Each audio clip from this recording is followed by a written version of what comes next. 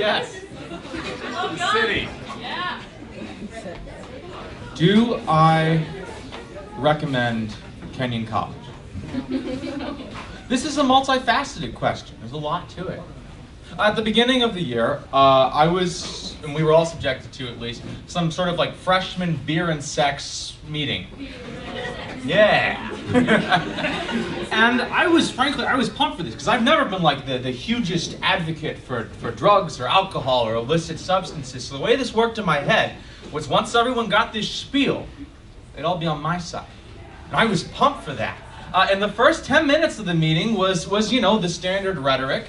If you do drugs, your parents will be mean to you, all your friends will be gone, your teeth will fall out of your head, grandma will come back and shit on your bed, you know, like the standard rhetoric. And then the rest of the meeting was just how to do drugs and not get caught. Which I'm fine with, I don't like, but it was a little hypocritical. I don't care if you're trying to get me to do weed in the middle school bathroom, but like, just pick a side. Like, figuratively and literally, like shit or get off the pot. That's the only pun on my side, I'm sorry. But, and the other thing is, at the end of the meeting, they had promised a special gift, and we were all pumped for it. We were like, is it condoms? And they're like, yes, it's condoms. So, and I have to say, I can think of no worse gift to give out than a condom. That's like receiving a book for your birthday. That's not a gift, that's an obligation. There is an action associated with that gift. If you, like, you're going to the store and you see the person who, like, gave you the book on your birthday, and you're like, hello, Grandma.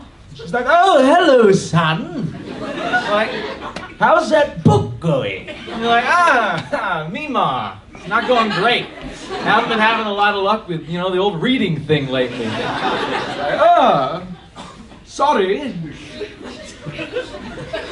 And, you know, by the time you, like, finally get around to it, you know, the book has been sitting in your wallet for 3 years and it's, like, expired. And you're like, man, I wanted to read that thing. It's just too late. So, earlier, I said that I haven't really bent to any of the substances, the cardinal vices of men, which we all are supposed to enjoy, but I don't. Except that's not entirely true. There is one thing I really enjoy, and a lot of you, all in the audience, do as well. That thing's Amazon. I can spend upwards of $80 on the most useless shit on that website. Last weekend, I bought a singing bow tie, which does Shake It Off by Taylor Swift. I can't tie a bow tie. Currently, my plan is to just leave it around my neck and look like a singing telegram whose wife left him at the altar. Yeah. But, you know, the first time I like used my Amazon account, it was when those new set of Star Wars movies were coming out, not like the new ones, but like the ones before, I don't know. And in those movies, there was like this guy with like the Target logo on his face. Does anyone? No, I'm the only nerd at a liberal arts school? Yeah, you guys are just cowards, actually. But anyway, now, every time I boot up the old, you know, fill Jeff Bezos' pockets machine, I have to decline Amazon's offer that I purchase another Guavian Death Warrior action figure, which is kind of haunting to be sort of reminded of your past in that way. Earlier this week, I learned that romaine lettuce has been become uneatable, and my first thought was, oh no, not the romaine lettuce.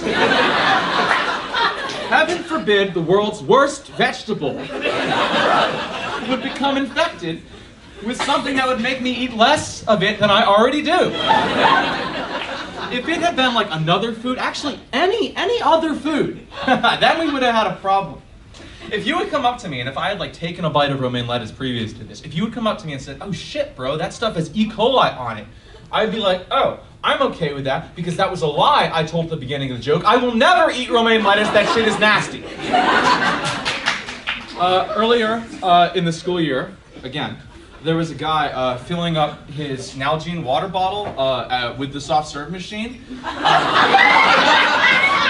And there's no like joke here, I just wanted you guys to know that. That you can do that. now I know. It's awesome. But do I recommend Kenyon College? There's another point here. So it's weird that they like tour the school while you're like using it. It's kind of like